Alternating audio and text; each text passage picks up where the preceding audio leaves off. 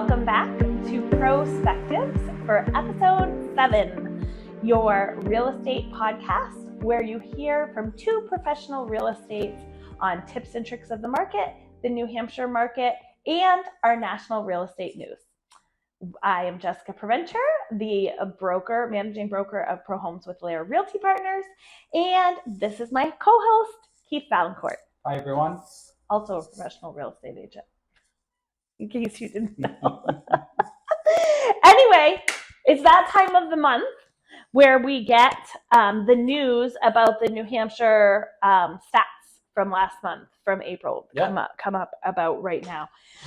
What do you think overall of this? Was it kind of in line with what you were expecting? Yeah, well, actually, I actually thought there might be a bigger dip.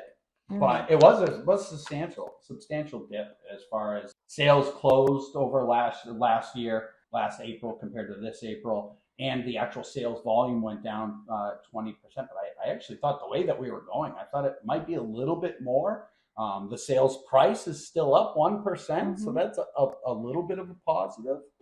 Yeah, I mean, I guess it depends on who you're talking to. It's a positive for the sellers. Single family home prices are kind of standing strong. Condos have come up about 6% to an average median price of $360, and we're at about $450 for single families. The reason that is standing is because of these other things. I mean, pending sales dropped year over year by 17%, but the biggest thing, and this is what's keeping our prices high while others are dipping across the country, is our new listings. Our new listings are down almost 25%. So in April of 2022, we had 1,612 brand new listings. That means new inventory that came on the market in April. And this April, we only had 1,216. So that's like 400 plus fewer units. And if you remember what we talked about in a prior episode, the lack of units that New Hampshire has, and that is what is continuing to keep these prices elevated. Even though, it looks like, we still also are only at 1.1 month of inventory. Remember, a balanced market is 6 months. Right.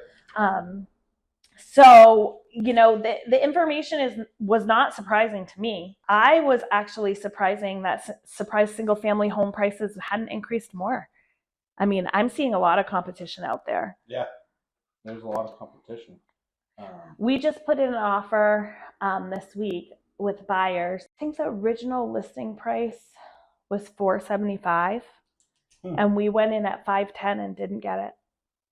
It's $35 over asking. I wonder if it has to do with, a lot of people, I talk to a lot of people on there, we're going to wait for rates to come down, and, I don't know if it's just a mentality thing, and everybody's kind of waiting for the same thing, and once rates go down, everybody's going to jump on that, and prices they might even go up. So well, and that's, we talked about that on a recent episode too. It's like, why is that the thing? Do you know what I mean? Like rates remain historically low. And so, they're higher than the 2.5 or the 3 you might be sitting in, but in the scheme of home ownership over the last 100 years, they're still pretty low. It's still cheap money, and you really. Might be missing out on making some sort of equity. Well, yeah. If you purchase now and you can afford the payment, that's always the caveat. Don't overextend. But if you can afford the payment at these higher rates, buy your property now. Because once rates come down, that property is going up in price, and you potentially could have gained equity that you've now missed out on. You would still benefit from the lower rate because you can refinance. Sure. And at that point, when the rates come down, you might have more people trying to buy it, so you might be putting in 100%. So our point is, inventory is still very tight in New Hampshire, and prices are remaining steady. And you should jump now if you're looking to buy or sell or make a move. The time is right when it's right for you, and reach out to one of us, and we can make sure that we're the professional that guides you through that process. Sure. All right. So this next topic has a special place in my heart. Yes, as it should. Yeah. Okay.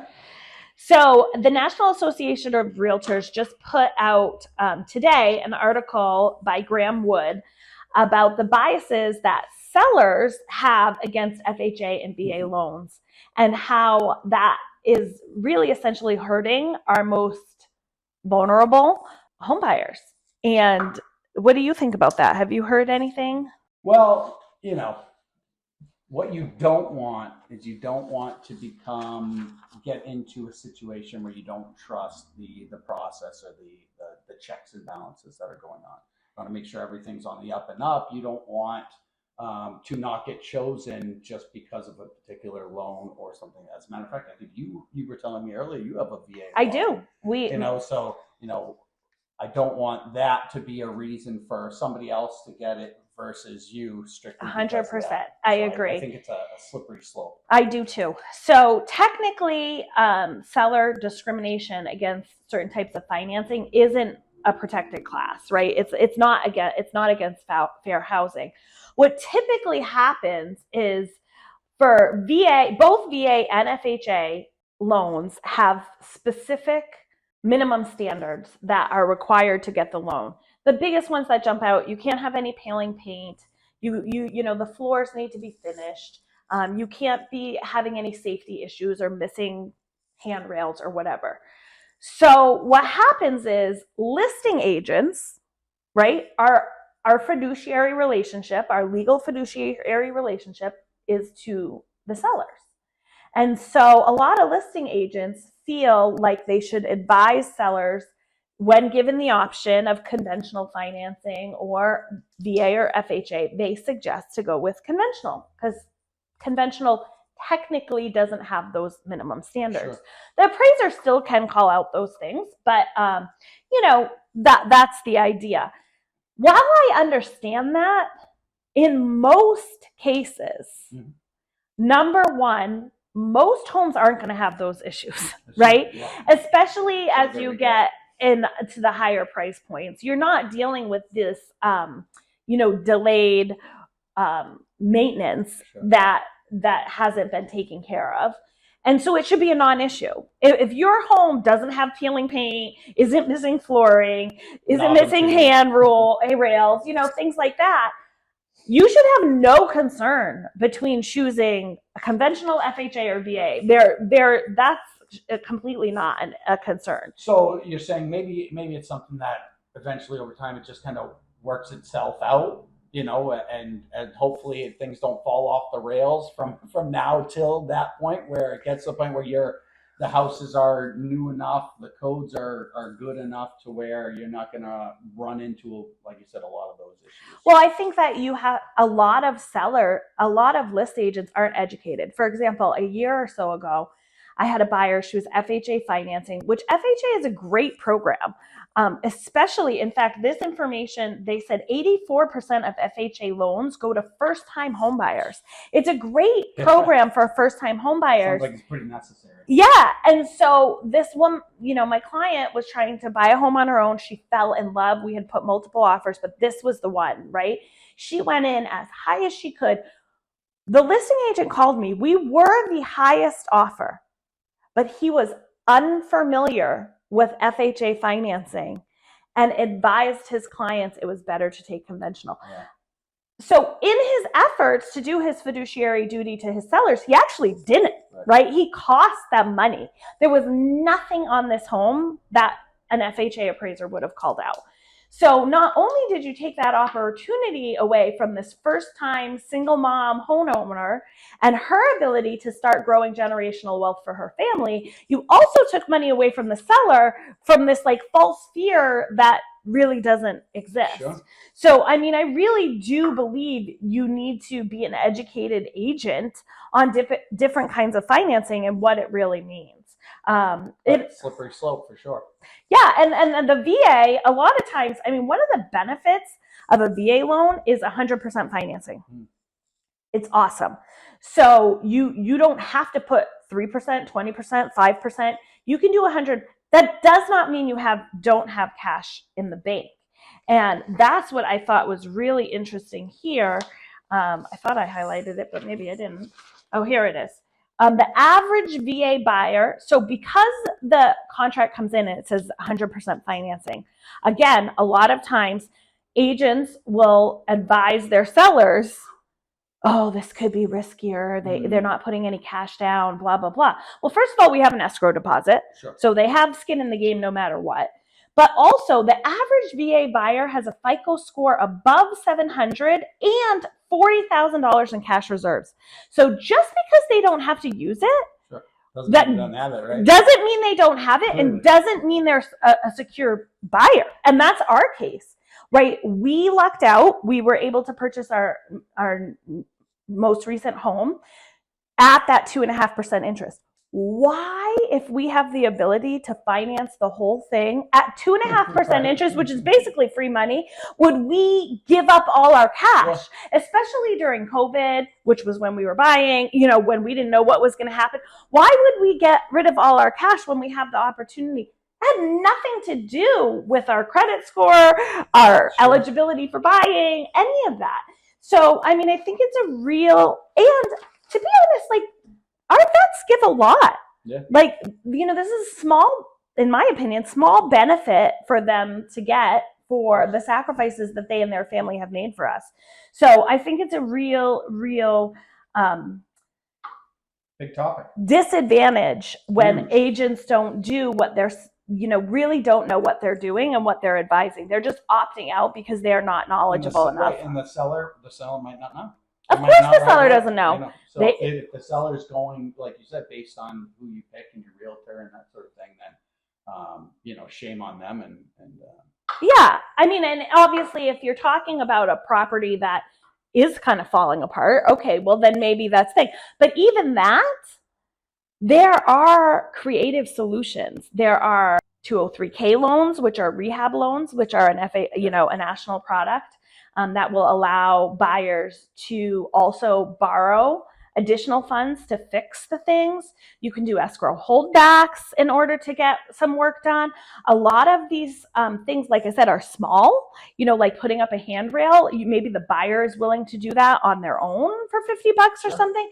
I mean, there's lots of options, and to just blanketly put those at the bottom of the pile is, I think, a real disadvantage to both sellers and buyers. Well, I think that we're doing a good job today of bringing those from the bottom of the pile back up to the top. Take a look. Take a look, agents out there. Money. They have money. But that really brings us to the final topic this week. Don't get discouraged, agents. Do not get discouraged. Yeah, agents and clients.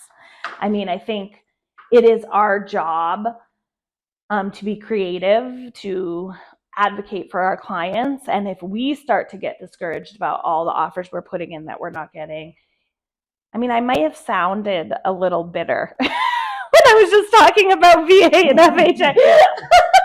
So it is first. I did get a VA buyer under contract this weekend with good communication with this listing agent and explaining the process. So I think you have to be going above and beyond for your clients right now. It's not as simple as just submitting the offer. You need to call the listing agent. You need to educate if you can connect them with the lender, or those things make a real difference. And surround yourself with people that can encourage you not to give up, because we don't want our clients to give up.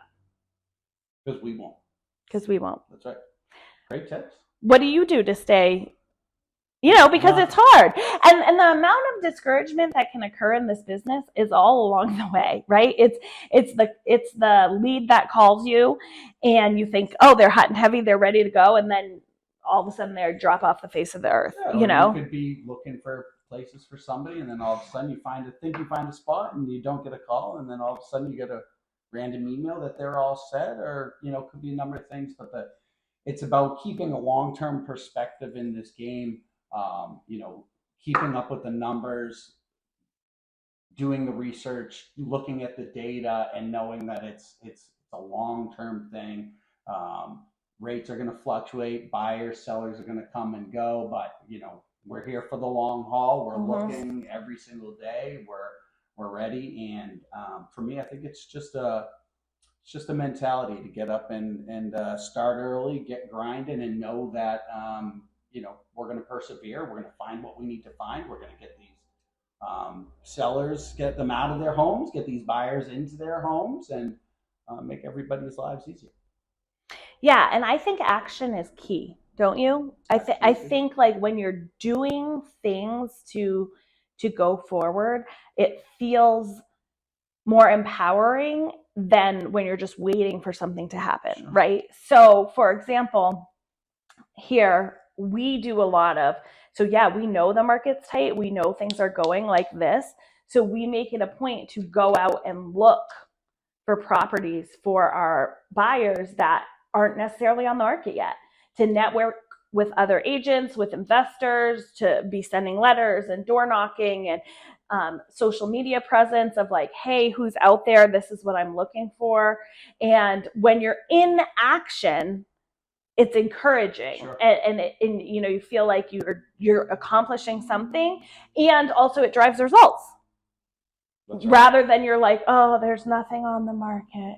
It's like, well, go create some inventory. That's you know, you go out there and find it. Just like we would for our sellers. Right. Oh, nobody wants my house. Well, we're generating the interest. We need to be marketing. We need to be going out there. Yeah, when we see it, when we talk with a buyer, we're asking them what they want, because we're going to go out and we're going to find that. Mm-hmm, mm-hmm. And I think that action is huge. So if you're feeling kind of like you're not getting anywhere, talk to us. We'll pep you up. Yeah, 100%. It takes a village. It takes all of us. And, that is another thing that we really pride ourselves on, is good relationships with other agents. Mm-hmm. It goes a long way. And this job can be a little bit lonely as we're all kind of running our own businesses. So collaborate, network, mastermind, and talk to other agents and let them build you up, inspire you, encouraging you. They will, absolutely. Yeah, we all want the same thing. Buyers and sellers in their new homes or moving on to their next big adventure.